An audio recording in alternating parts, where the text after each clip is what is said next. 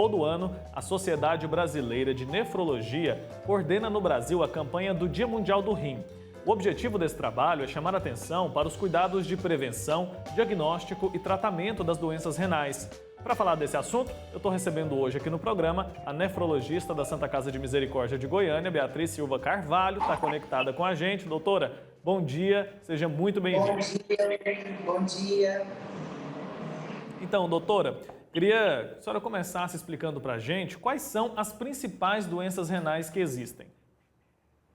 As doenças renais são várias, mas hoje o dia é voltado para a conscientização da doença renal crônica, que é uma doença muito silenciosa, que geralmente 1 a cada 10 pacientes podem sofrer de doença renal crônica sem ter o conhecimento que tem essa doença. Então hoje é uma ação mundial que visa a prevenção da doença renal crônica.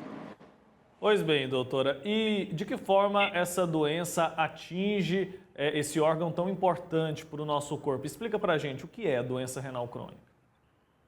A doença renal crônica, as doenças que mais favorecem a perda de função renal são o diabetes e a hipertensão arterial.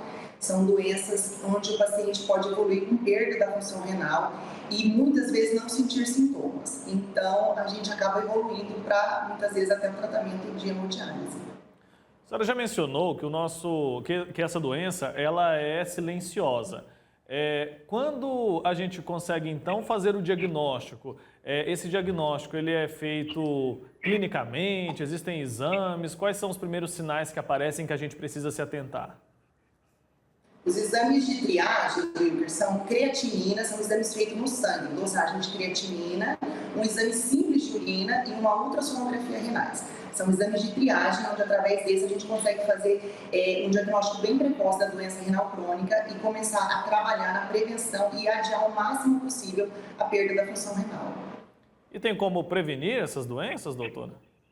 Tem como prevenir com hábitos de vida saudável, controle pressórico, controle glicêmico, evitar o uso de medicação sem prescrição médica, realizar sempre um acompanhamento médico anual e evitar o tabagismo, obesidade, que são doenças de risco, fatores de risco para a doença renal crônica. É o básico, né, doutora, que a gente sempre reforça quando a gente fala de saúde. São pequenos hábitos que a gente tem que incorporar no nosso dia a dia. Queria entender melhor, e a senhora vai nos ajudar com isso, qual a função do rim no nosso organismo? O rim é um órgão importantíssimo que tem várias funções.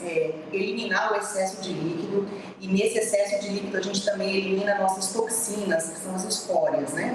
A gente também faz o controle pressórico, a ação renal tem controle pressórico, produção de hormônios para controle de anemia, metabolismo ósseo. O rim é um órgão muito importante.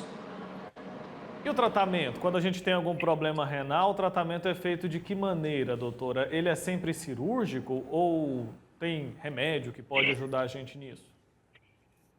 Na verdade, depois que você faz uma triagem e é detectada uma doença renal crônica, a gente busca fatores de risco. Então, são geralmente pacientes hipertensos, diabéticos, portadores de cálculos renais. Então, essa causa, ela é sempre passível de tratamento.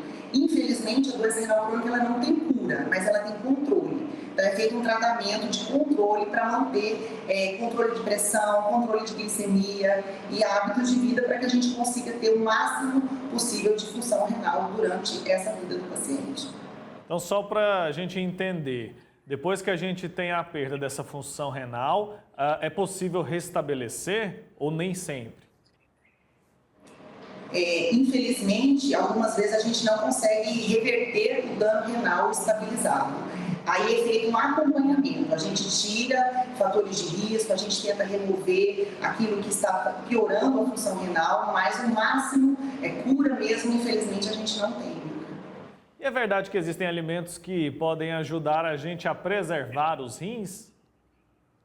Na verdade, uma alimentação saudável, né? Pouco sal, pouco alimento industrializado, evitar o uso de alimentos refrigerantes, tudo que for industrializado com muito conservante, né? A gente pode ter uma melhora, assim, dessa preservação do rim. Doutora, a gente fala sempre disso, né? Evitar industrializados, evitar tudo que tem muito conservante, evitar a alta quantidade de sal também, mas qual que é o teto? Como que a gente sabe se a gente está ali na média adequada?